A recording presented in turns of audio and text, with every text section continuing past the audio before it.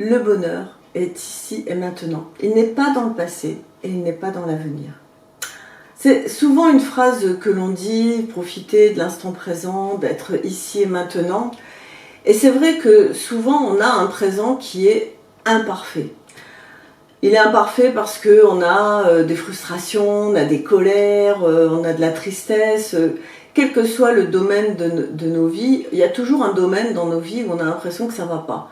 Ça peut être personnel, je ne me sens pas assez en confiance, ou alors je suis trop comme ci ou pas assez comme ça. Donc personnellement, on n'aime pas qui on est là dans le présent et on se dit « Ah, plus tard, si il arrive ça, je serai heureuse, je serai ceci, je serai cela ».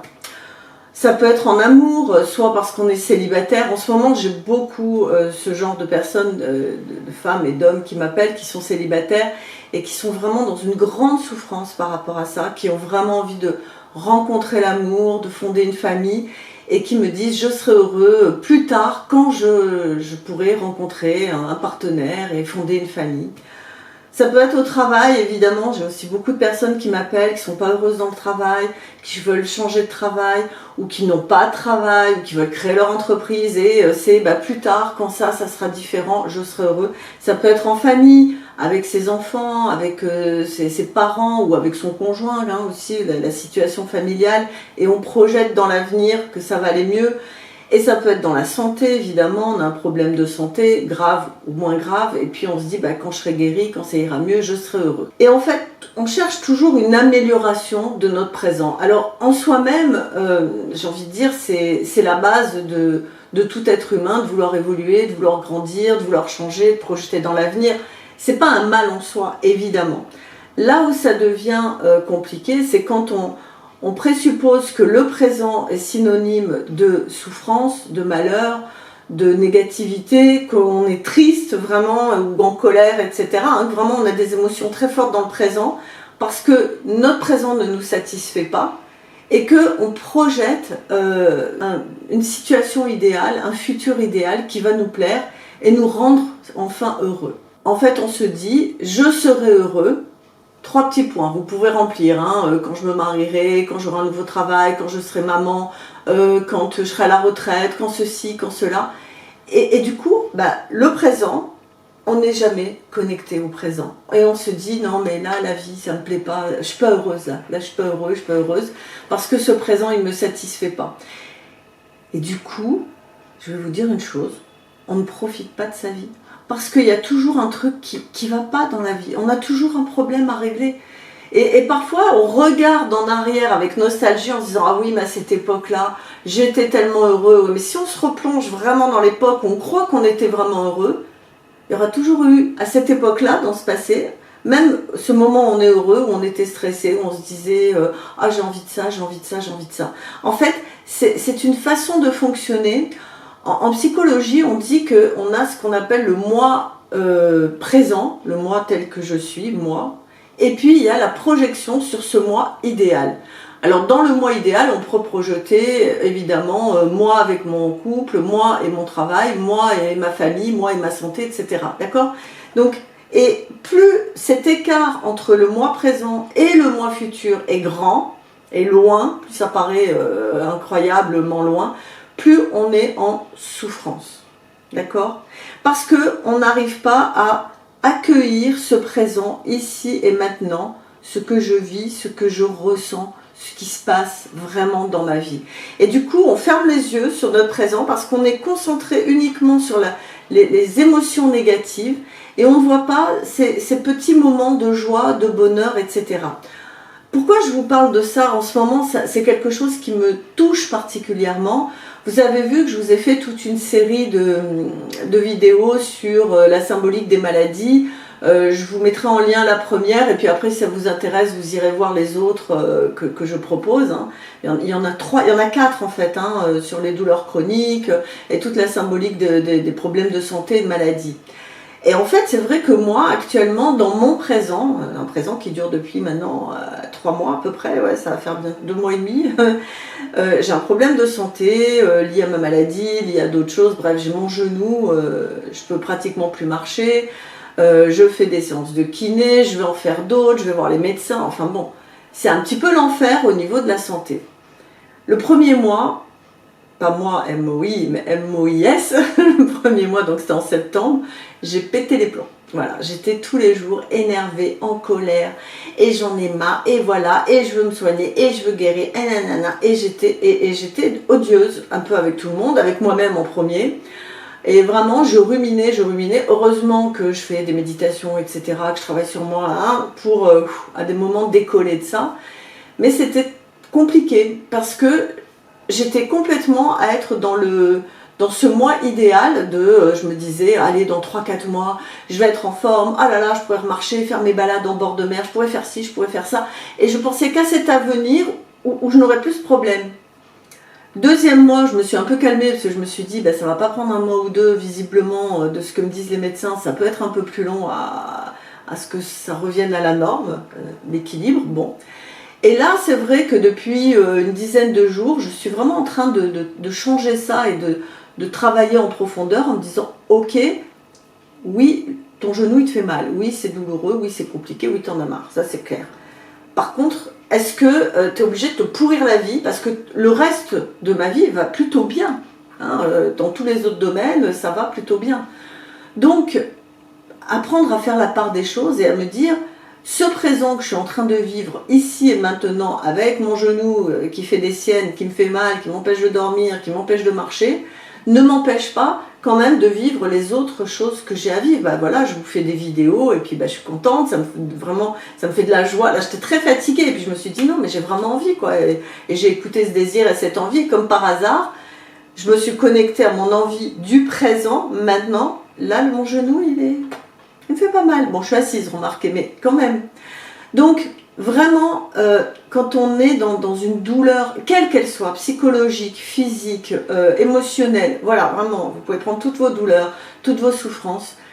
Quand vous êtes dans l'acceptation de ce que vous êtes en train de vivre et vous dire, ok, je vais arrêter de me prendre la tête, je vais arrêter de crier, de m'énerver, d'être en colère, d'être triste, voilà. Ok, j'accepte, j'ai cette situation. Bon, qu'est-ce qu'il y a d'autre qui va? Ok? Donc ça, c'est vraiment de rapprocher ces deux états. J'ai pas besoin de me projeter dans 3 mois, dans 6 mois, je serai heureuse parce que j'arriverai à mieux marcher, etc. Je me dis, ici et maintenant, j'ai le droit et j'ai l'envie surtout d'être heureuse. Qu'est-ce que je peux mettre en place dans ma vie pour être heureuse ici et maintenant? Alors je vais vous donner 5 petits conseils que je m'applique, hein, vraiment, vous avez compris que je suis dans la bassine, hein, je suis pas à l'extérieur à vous regarder de haut parce que voilà, on travaille tous sur soi, que ce soit vous, que ce soit moi, vraiment, c'est important. Je fais juste une petite parenthèse, c'est important de comprendre que quand on est thérapeute, on a comme tous les êtres humains des épreuves, des difficultés et que des moments on n'est pas forcément au-dessus des autres et avoir la sagesse innée de Bouddha, mais que oui, on passe soi-même par des états émotionnels. Par contre, la différence c'est que vite on arrive à se recadrer quand on a suffisamment travaillé sur soi et à trouver justement une sorte de clé et d'accompagner sa souffrance, d'accompagner son mal-être. Alors les 5 conseils que je vais vous donner, il y en a un déjà, je vous en ai un peu parlé, c'est vraiment d'être reconnaissant pour les choses simples de la vie. Ah tiens, dimanche j'ai été en terrasse, j'ai pu marcher un petit peu, j'étais en terrasse, bord de mer, j'ai bu un petit thé et tout.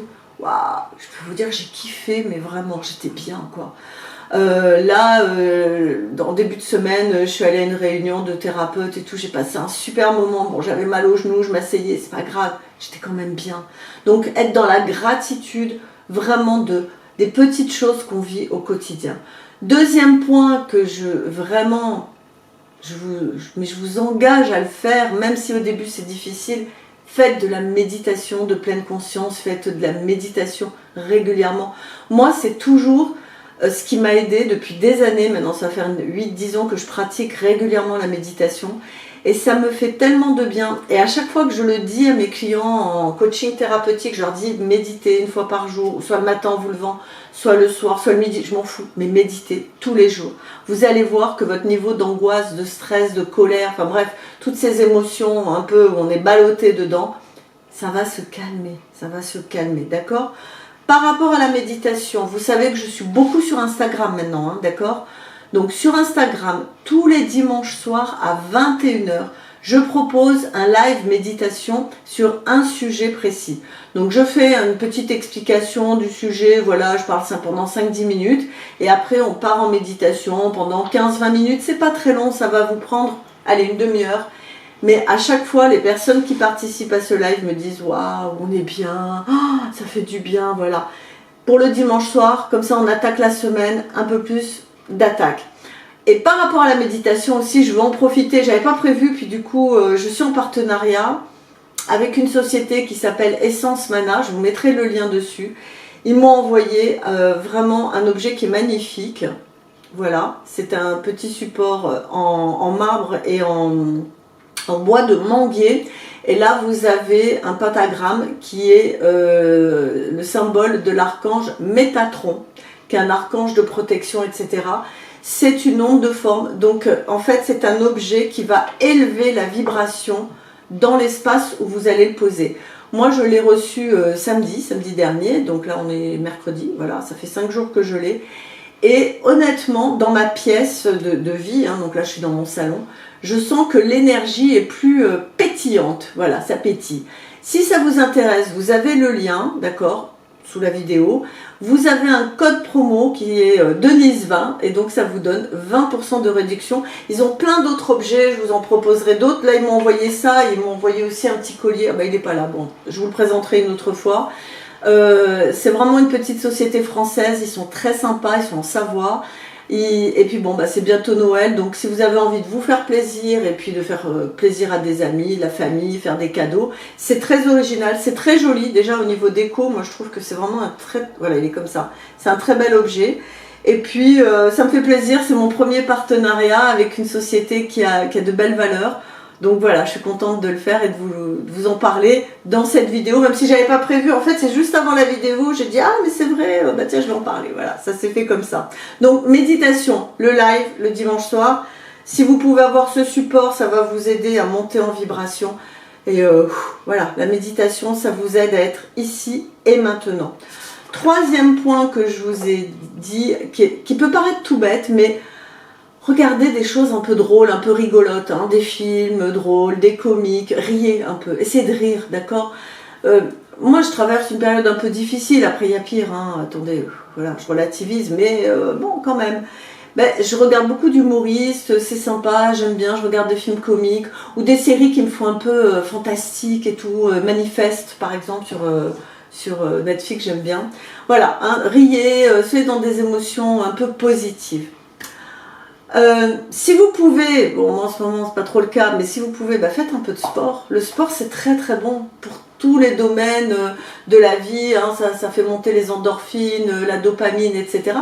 Et surtout le sport ça ramène à ici et maintenant, on est dans le présent, d'accord. Cinquième point, et ça c'est très important, c'est vraiment de réfléchir, de dire ok, je vis cette situation, quelle est la leçon que j'ai à apprendre à travers cette épreuve, cette difficulté, je suis célibataire, ou mon travail ça va pas. Quelle est la leçon de vie? Alors moi je ne vais pas vous raconter en détail quelle est la leçon de vie, je commence à la comprendre, hein, parce qu'on est un peu lent à comprendre parfois. Là je commence à comprendre le pourquoi, le comment, etc. Qu'est-ce que j'ai à comprendre de cette épreuve? Qu'est-ce que j'ai à comprendre de mon présent, là, ici et maintenant? Si vous êtes dans la fuite, à vouloir toujours aller voir l'avenir, vous ne serez pas centré sur votre présent. Quel est le message? Qu'est-ce que j'ai à comprendre? Qu'est-ce que j'ai à traverser comme épreuve? Et vous savez que dans une épreuve, c'est souvent faire ses preuves. Quelles preuves j'ai à faire vis-à-vis de moi, vis-à-vis de la vie, vis-à-vis des autres, vis-à-vis de... Qu'est-ce qui se passe vraiment? C'est quoi qui est important dans ce que je suis en train de vivre en ce moment? Et là, ce qui est assez fou, quand on commence à être vraiment dans ces questionnements, on n'est plus en victime. On n'est plus « Ah, je suis malheureux, j'ai pas de mec. Ah, je suis malheureux, j'ai pas de travail. Ah, je suis malheureux, j'ai des problèmes de santé. » Non, on est là « Ok, ouais, je vis ça, d'accord, c'est intéressant finalement. Qu'est-ce que je suis en train d'apprendre? Comment je suis en train de grandir? Quelle est la conscience que je vais avoir? Et comment je vais me transformer, me changer ?» Vous savez, je l'ai dit déjà dans 2-3 vidéos, vous savez, moi il y a un poème que j'aime beaucoup de Flaubert. Alors, je ne me rappelle plus de tout le poème, je me rappelle juste de la fin, mais je trouve que il résume bien qui est l'être humain. L'homme est un apprenti, la douleur est son maître, et nul ne se connaît tant qu'il n'a pas souffert. La souffrance, elle n'est pas agréable. Hein. Personne n'aime souffrir, hein. Franchement. Si vous rencontrez quelqu'un qui vous dit « Ah, mais alors, mais qu'est-ce que je kiffe souffrir ?» Je vais dire « Ok, maso, d'accord. » Non.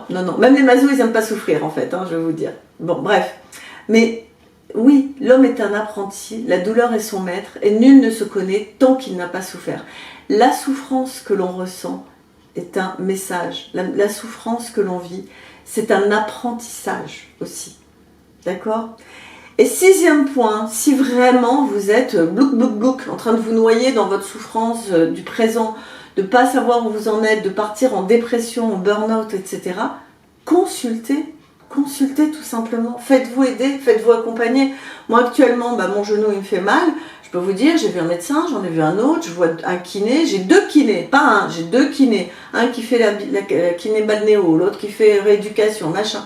Je me fais accompagner et j'ai cette humilité d'accepter que j'en ai besoin, je vais voir des professionnels et j'apprends. Hier j'ai appris un nouveau produit qui met de l'air froid, je connaissais pas. Voilà, et je me fais aider parce que j'en ai besoin.